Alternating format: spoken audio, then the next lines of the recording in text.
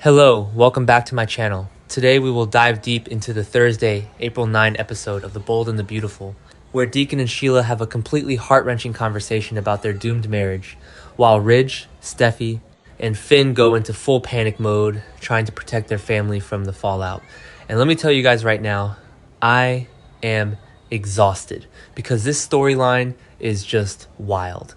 So let's just get right into it, because there is so much to unpack here.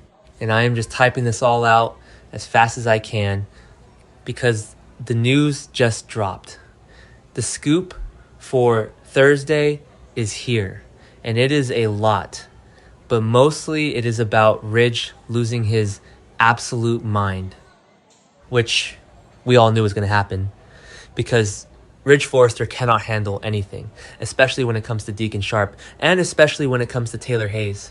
So Steffi is standing there in the Cliff House, and she is telling Ridge everything. She is giving him the whole rundown of what happened the night she and her family were away. Just one night. They went out of town, and they left Taylor alone at the Cliff House, which should be fine, because Taylor is a grown woman. But no, Taylor decides to invite Deacon over, Deacon Sharp, the guy who was married to Sheila Carter. And Steffi is telling Ridge this, and she is just so angry, and Ridge is wary. He flipped out as he heard what occurred. That is the exact scoop. He flipped out. And I would too, because think about it. He is especially wary when he finds out how Sheila got in, because Sheila just showed up and she walked right into the house through the sliding glass door. And I just have to stop here, because we have to talk about the sliding glass door. I mean, seriously, how many times are people going to just walk into the Cliff House? It is a literal joke. Steffi has all this money. Ridge has all this money. They own Forrester Creations, but they cannot buy a lock, or an alarm system, or a security guard. But no, the sliding glass door was just open, or unlocked. And Sheila just walked right in, and Steffi is telling Ridge this, and she says to him, Sheila doesn't care about the ramifications, and she is right. Steffi is 100% right. She's dangerous. That is what Steffi said. And we all know she's dangerous. She shot Steffi. She shot Finn. She left them in an alley to die. And now she is just walking through sliding glass doors again because she is mad. And she has every right to be mad because her husband is cheating on her with Taylor. But still, you do not just walk into someone's house. So Ridge and Steffi and Finn, they are all standing around, and they decide they need to protect themselves. They decide they need to protect their family from the villain, because Sheila is the villain. She always has been. And they are terrified because they do not know where Sheila is or what she is going to do next. They know she was at the Cliff House. They know she caught Deacon and Taylor. Well, she almost caught them.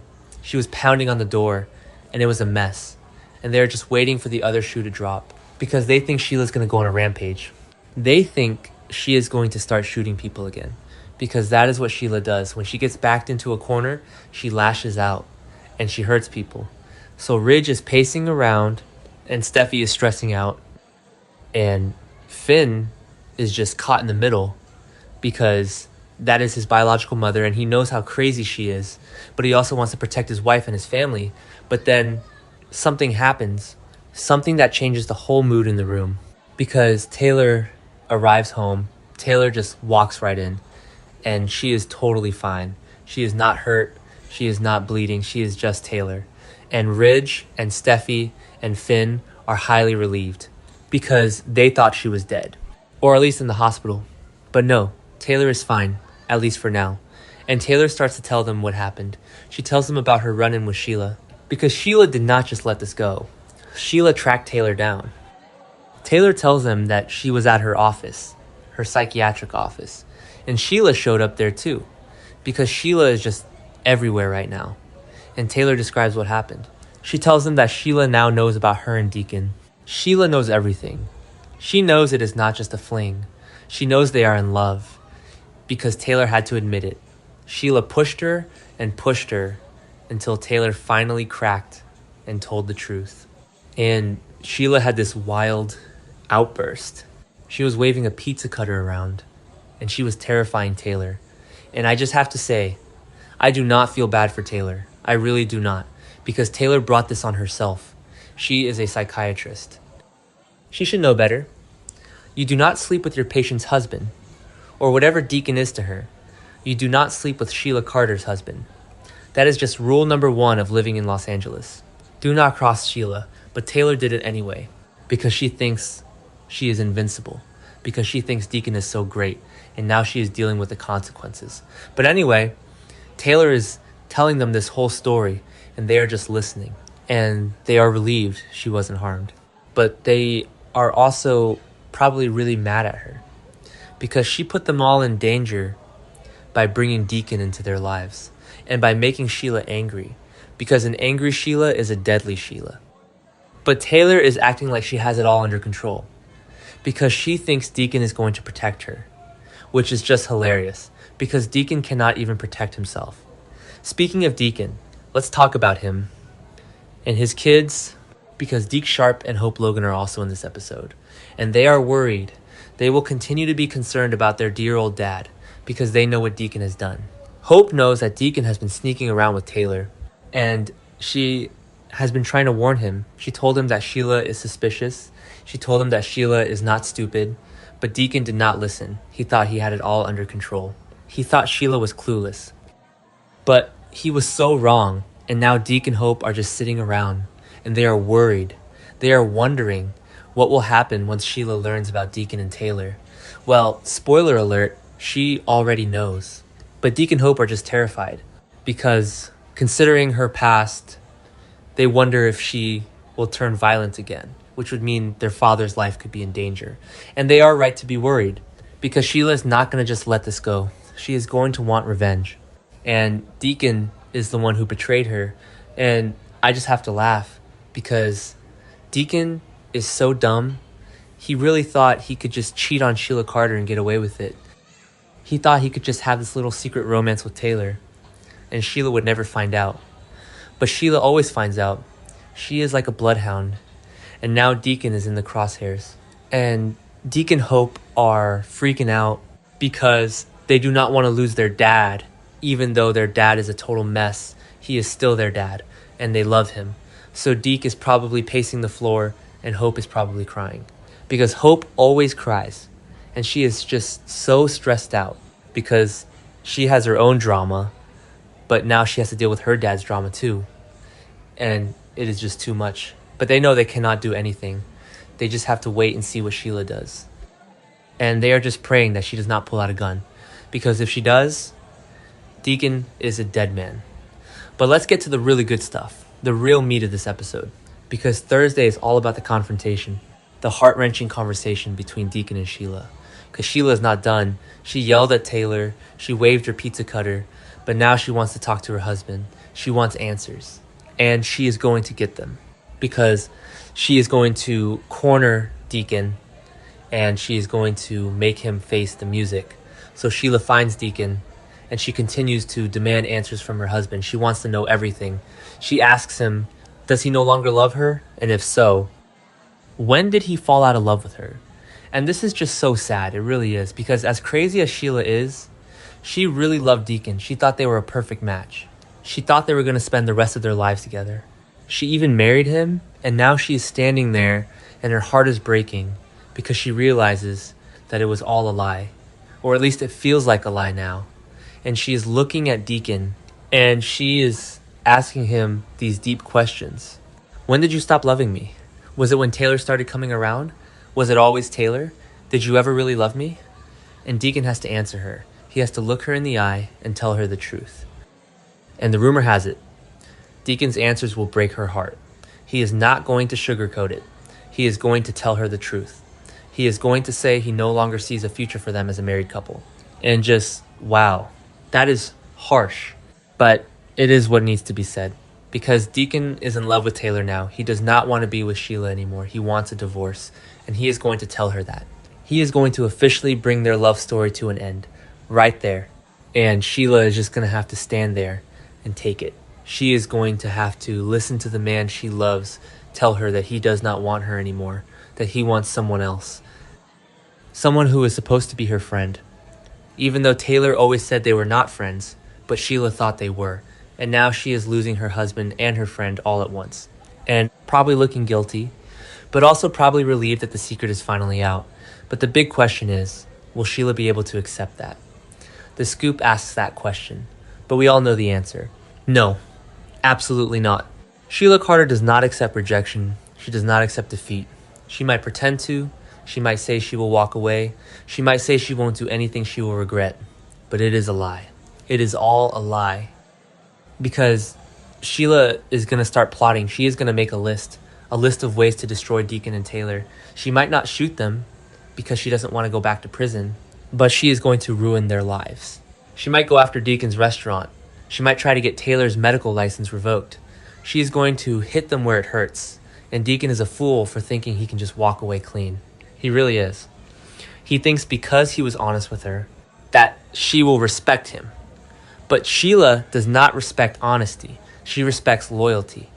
And Deacon was disloyal.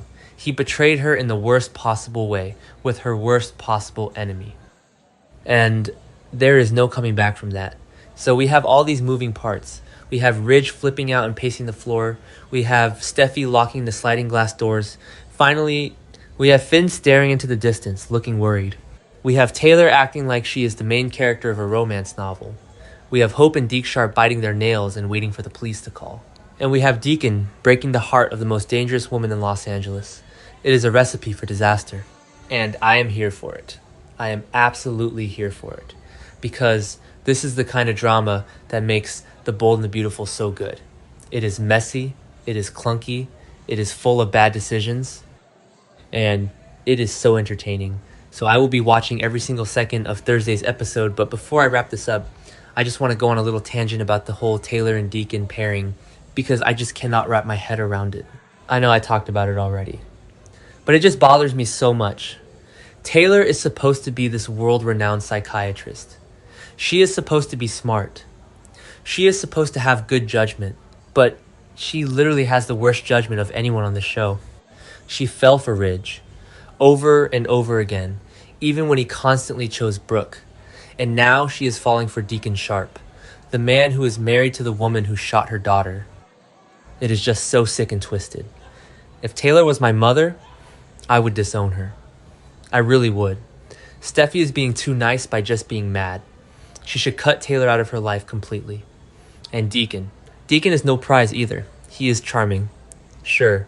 He makes good pizza. Sure. But he is a loser. He has always been a loser. He leeches off of wealthy women, and now he is leeching off of Taylor. He just moves from one Forrester-adjacent woman to the next. And he leaves a trail of destruction behind him. And Sheila. Poor crazy Sheila. I almost feel bad for her. Almost. Because she really did try. She really wanted to be a good wife. She worked at the restaurant. She tried to stay out of trouble. But Deacon ruined it. Deacon pulled her back into the darkness by cheating on her. He is the real villain here. If you think about it, Deacon is the one who created this whole mess. So when Sheila finally snaps, and she will snap, I am going to blame Deacon. I am going to blame Taylor because they poked the bear. They poked the bear with a very sharp stick, and now the bear is awake, and the bear has a pizza cutter, and the bear is coming for them. And you know what else really grinds my gears about this whole situation? The fact that nobody ever learns their lesson. It is like they all have amnesia. Every single time Sheila comes back to town, they all act so surprised when she does something crazy, and then they all act so surprised when someone gets hurt. It is a cycle, a never-ending cycle of stupidity, and Ridge is the king of this cycle. He flipped out as he heard what occurred. But where was his energy when he was leaving his family vulnerable? Where was his energy when he was off waffling between Brooke and Taylor for the 100th time? He likes to play the protector. He likes to puff out his chest and pretend he is the patriarch who keeps everyone safe. But he doesn't keep anyone safe. He just yells a lot. And Steffi. I love Steffi. I really do. But she needs to wake up and smell the espresso. Her mother is a liability. Taylor is a walking disaster zone. And Steffi keeps trying to protect her. She keeps trying to cover for her. But Steffi needs to protect her own kids. She needs to protect Kelly and Hayes. Because if Sheila decides to come back to the Cliff House, and this time she brings a gun instead of a pizza cutter, Those kids are going to be in the crossfire. And Deke Sharp and Hope Logan, they need to intervene. They need to stage an intervention for Deacon. They need to sit him down and say, Dad, you are an idiot. You need to leave town, you need to pack your bags and go back to Italy or wherever you were before. Because if Deacon stays in Los Angeles, he is going to end up in a body bag. Sheila is not going to let him live happily ever after with Taylor. It is just not going to happen. And what about the legal side of things? Let's talk about the divorce. Because Deacon and Sheila are legally married, they had a whole wedding with Finn there, which was crazy, but they are married. So Deacon cannot just say, I want a divorce and walk away. He has to go through the courts. And Sheila is going to make it messy. She is going to drag it out. She is going to demand half of everything. She is going to want half of Il Giardino. Imagine that. Sheila Carter, co-owner of Il Giardino, she could legally force Deacon to work with her. Or she could just sell her half to someone terrible. Or she could just burn it down for the insurance money. The possibilities are endless. And Deacon hasn't even thought about that. Because Deacon doesn't think, he just acts.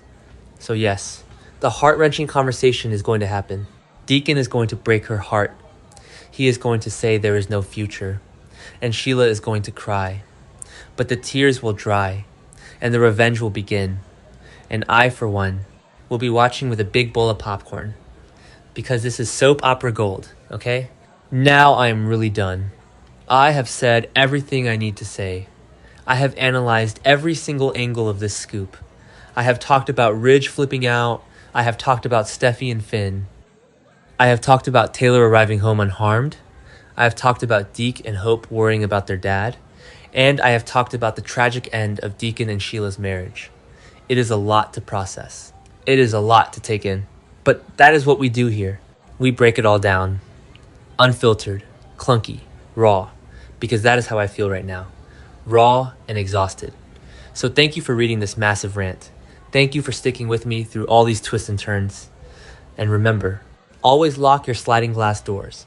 Especially if you live on a cliff in Los Angeles. Because you never know when a woman with a pizza cutter might just walk right in. See you next time.